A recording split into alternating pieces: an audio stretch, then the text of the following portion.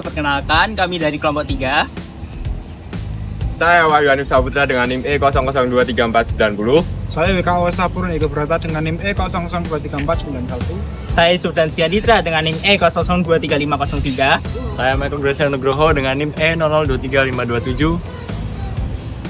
Saya Yohanes Paulus dari Kenanti dengan NIM E00234495. Di sini kami akan melakukan interview dengan Bapak Muhammad Bare. Jadi tolong ditunggu ya.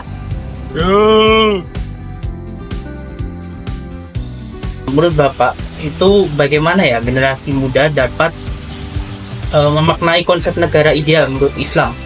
Yang dimana terkait prinsip keadilan, terus habis itu dari konsep pemerintahannya dan lain hal sebagainya. Oke, terima kasih Mas Yusuf. Terkait pandangan kami ya, terkait untuk generasi muda tentunya. Teman-teman ini kan masih muda-muda. Yang pertama, yang ingin kami jelaskan terutama bahwa hukum Islam itu luas. Yang pertama, kita tadi terkait ini ya, terkait keadilan. Kata adil itu sendiri kan dari bahasa ini ya, dari agama Islam sendiri, al-adil namanya. Jadi seseorang mendapatkan apa yang menjadi haknya di situ. Tidak boleh dalam bernegara ini pilih kasih antara satu dengan yang lainnya. Kemudian tentu saja seseorang dalam Islam itu mempunyai hak yang sama dalam negara ini. Kemudian tentu saja selain itu ada hak warga terkait kesenjangan sosial di masyarakat. Nah, ini harusnya negara hadir dalam itu, dan itu sesuai juga dengan prinsip-prinsip dari syariat Islam itu sendiri.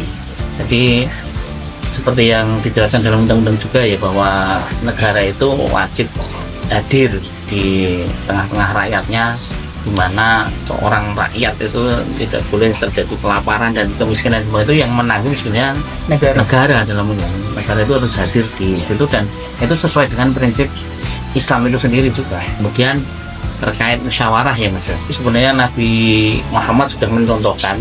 Saya sebutkan yang pertama yaitu Nabi itu sudah melaksanakan musyawarah itu dari zaman dulu.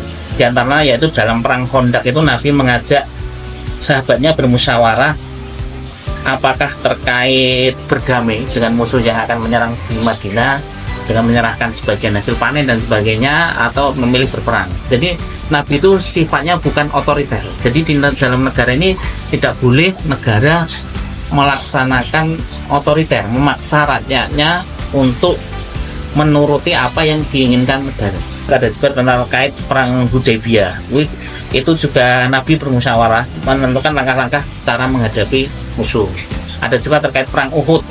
Dari perang Uhud sendiri, apakah nantinya kaum muslimin tetap berada di Madinah atau harus keluar Madinah. Dan yang terakhir dulu juga pernah ada Nabi terkait permintaan dari Ummu Salamah, yaitu dalam hal pengambilan keputusan. Jadi Nabi itu kita akui bahwa beliau itu maksum ya, istilahnya terlepas dari dosa, tapi beliau itu dalam kehidupan sehari-hari itu juga tidak bersifat otoriter. Dan Pancasila sendiri teman-teman sudah tahu bahwa semuanya juga terkait musyawarah juga kembalinya ya di sila ke-4 ya.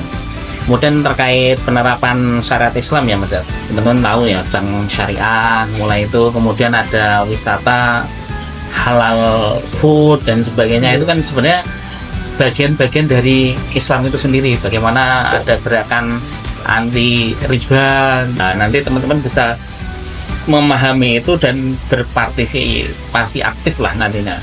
Itu juga bisa sebagai seorang generasi muda, karena sudah kita ketahui bersama bahwa perubahan dari suatu negara itu biasanya dimulai dari seorang pemuda. Itu.